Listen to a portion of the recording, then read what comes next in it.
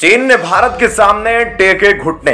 UNSC में ऐतिहासिक उलटफेर के दौर की हुई शुरुआत। भारत के जीनियस माइंड गेम ने चीन के माइंड में वीटो खोने का भर दिया था डर, जिसके बाद भारत के सपोर्ट में उतरा चीन।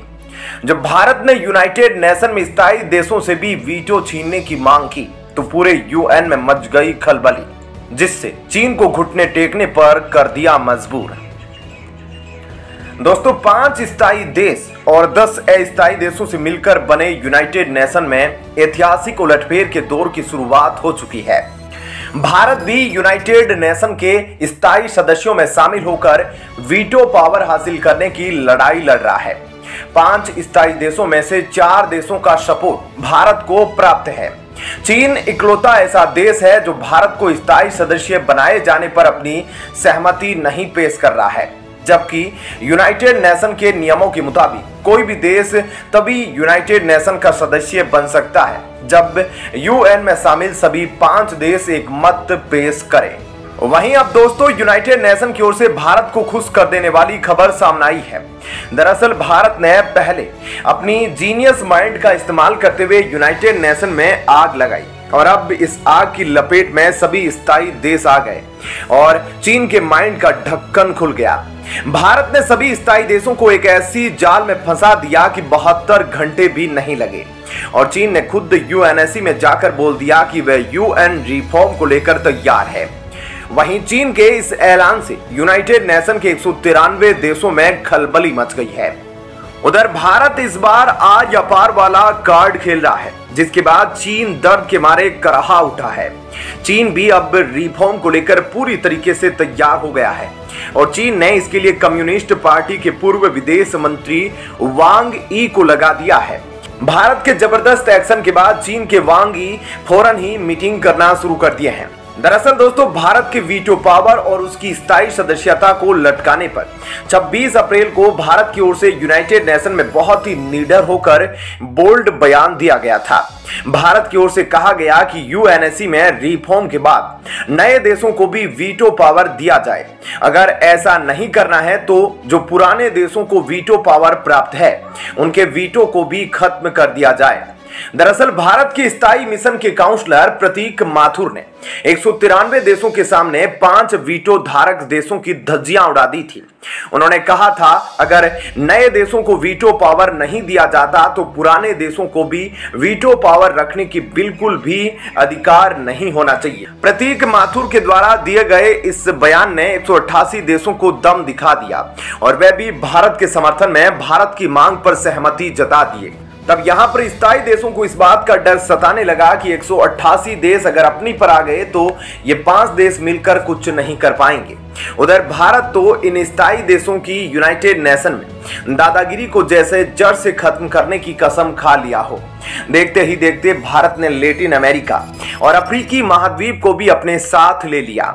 भारत की ओर से कहा गया कि United nation second world war के माइंडसेट पर आगे चल रहा है। आज तक लैटिन अमेरिका और अफ्रीकी देशों को रिप्रेजेंटेशन का मौका तक नहीं मिला है।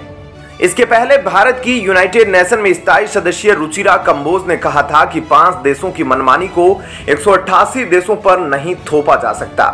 इतना ही नहीं, भारत के विदेश मंत्री भी कह चुके हैं कि जिस संगठन का निर्माण 75 साल पहले किया गया हो तब की परिस्थितियों में और आज की परिस्थितियों में जमीन आसमान का फर्क हो गया है। लेकिन यह कैसे हो सकता है कि 1945 में गठित हुई संस्था आज भी उसमें बदलाव करने की कोई जरूरत ना दिख रही हो। भारत ने जब भी यूनाइटेड नेशन में रिफॉर्म को लेकर और खुद को स्थायी सदस्य बनाए जाने का दावा पेश किया है तो उस दावे में भारत की मजबूत साख भी दिखी है। कोई भी भारत से पूछ पाता कि क्यों भारत को स्थायी सदस्य बनाया जाए, इसके पहले ही भारत ने बता दिया कि भारत दुनिया का सबसे बड़ा आबादी वाला देश है, दुनिया की 5 बड़ी अर्थव्यवस्था वाले देशों में भी शामिल है और भारत सबसे बड़ा लोकतांत्रिक देश भी बन गया है। इतना ही नहीं, यूनाइटेड नेशन को चलाने के लिए सैनिकों से लेकर फंड तक देने में हर देश से आगे रहता है। यानी कि यूनाइटेड नेशन को सींच कर पौधे की तरह भारत बड़ा कर रहा है, लेकिन उसी पौधे का फल रूस, अमेरिका, चीन, ब्रिटेन और फ्रांस खा जा रहे हैं। इसे कब तक भारत बर्दाश्त करेगा? अब इसी का नतीजा है कि चीन भी भारत के सामने घुटने टेकने पर मजबूर हो गया है। चीन की ओर से वांग यी ने कहा कि यूएनएससी का स्थायी सदस्य होने के नाते चीन हमेशा ही यूएन के कार्यों में सपोर्ट किया है। चीन यूनाइटेड नेशन को और भी पारदर्शी बनाने के लिए और साथ ही यूनाइटेड नेशन में शांति स्थापित कराने के लिए हर मौके पर पूरा समर्थन देगा। यानी कि चीन भी अब यूनाइटेड नेशन रिफॉर्म को लेकर अपनी सहमति जाहिर कर चुका है। लेकिन चीन की ओर से अभी तक नहीं कहा गया है कि वह भारत को स्थायी सदस्य बनाएगा या किसी और देश को।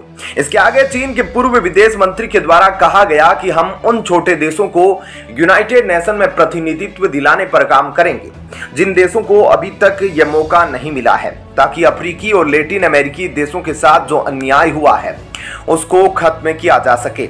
यानी कि दोस्तों, भारत ने जो मांग यूनाइटेड नेशन में रखी थी उसी मांग को चीन पूरा करने पर अपनी सहमति जाहिर करने के लिए तैयार हो गया है। वहीं मौजूदा वक्त में यूनाइटेड नेशन में जबरदस्त हलचल देखी जा रही है। जहां एक तरफ पूरी दुनिया की निगाहें यूनाइटेड नेशन रिफॉर्म पर टिकी है, तो दूसरी तरफ भारत से भी अपनी निगाहों को हटा नहीं पा रहे हैं।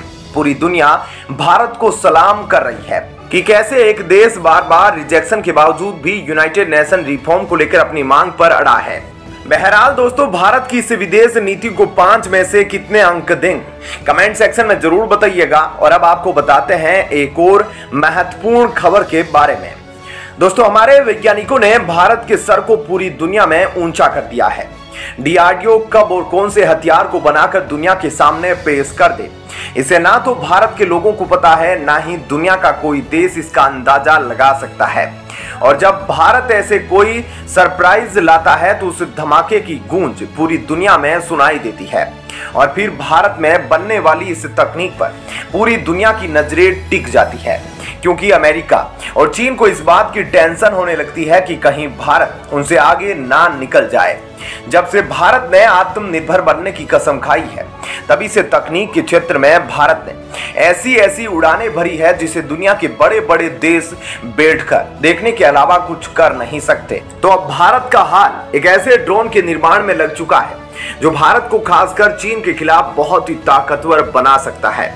उधर अमेरिका को इस बात का अंदाजा हो चुका है कि भारत अब इतना इनोवेटिव हो गया है कि वह अपनी टेक्नोलॉजी से किसी भी देश को टक्कर दे सकता है। यही वजह है कि अमेरिका, जो कभी अपने MQ-9 ड्रोन के इर्द गिर्द भी भारत को भटकने नहीं देता था, आज उसकी टेक्नोलॉजी भी भारत के साथ साझा करने को तैयार हो रहा है। दोस्तों, आज भारत के हाल ने जिस ड्रोन के बारे में खुलासा किया, इस ड्रोन का नाम RUV-200 है। यह ड्रोन अपने साथ 40 किलोग्राम तक के पेलोड को ले जाने की क्षमता रखता है। वहीं 100 किलोमीटर के एरिया में 4.5 घंटे तक तैनात रह सकता है। इस ड्रोन की सर्विस सीलिंग 6 किलोमीटर तक की है। इस ड्रोन की डिजाइनिंग देखने में बिल्कुल एक हेलीकॉप्टर की तरह दिखाई देती है। इस ड्रोन को सर्विलांस करने में बिल्कुल माहिर माना जाता है।